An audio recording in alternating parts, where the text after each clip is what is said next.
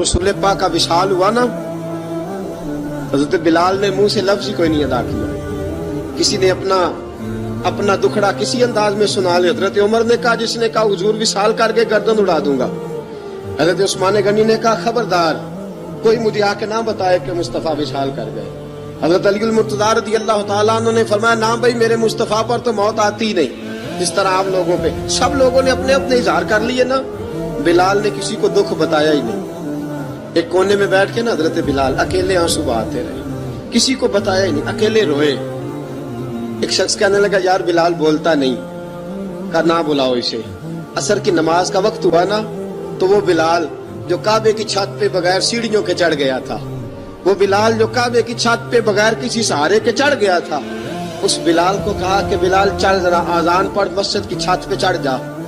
हजरत बिलाल कई बार चढ़े और कई बार गिरे, कई बार चढ़े और कई बार गिरे।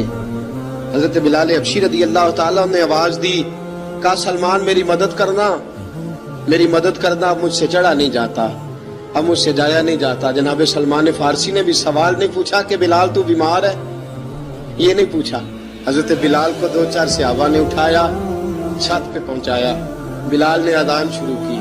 जब कहा ना अल्लाहु अकबर अल्लाहु अकबर, वो आवाज जिसमें बड़ा सोज होता था, बड़ी दर्द, बड़ी बुलंदी होती थी, बड़ा जोश खरोश होता था, आज वो आवाज दब गई। जब बिलाल ने कहा ना अशहदु अल्ला इलाहा इल्लल्लाह, हजरत बिलाल रज़ी अल्लाह तआला अन्हु ने थोड़ी देर रोक के सांस लिया। जब कहा ना अशहदु अन्ना मुहम्मदर रसूलुल्लाह, जो सारे चुप खड़े थे ना, उनमें से एक बाबा रो पड़ा, जिसका नाम अबू बकर सिद्दीक था। जब हजरत अबू बकर सिद्दीक की आंख में आंसू आया तो हजरत बिलाल छत के ऊपर जमीन पे गिरे, जमीन पे गिरे और कहा, अबू बकर ये ड्यूटी किसी और की लगा दे, ये ड्यूटी किसी और की लगा दे, अब मेरी रूह इजाजत नहीं देती, मुस्तफा करीम के बाद मुझे अजान नहीं पड़ी जाएगी। आपने वाकया सुन रखा है कि एक बार सहाबा ने बुलाया, दोबारा आए, हुजूर ख्वाब में मिले, कहा बिलाल तू आता क्यों नहीं? बिलाल छोड़ के चले गए थे, फरमाया मेरा यहाँ दिल नहीं लगता। मुल्क के शाम के शहर हलब में चले गए थे, छोड़ दिया था मदीना मुनव्वरा, अब मेरी निगाहों में जचता नहीं कोई, जैसे मेरे महबूब हैं ऐसा नहीं कोई। हुजूर ख्वाब में मिले, आए मदीने, हजरत बिलाल आखिरी बार, लोगों ने कहा अजान पढ़ो, कहा मुझे वो अजान भूल ही गई है जो मुझे मुस्तफा करीम के जमाने में पढ़ा करता था, मुझसे नहीं पढ़ी जाती, ना मुझे कहो, मैं कैसे पढ़ूं?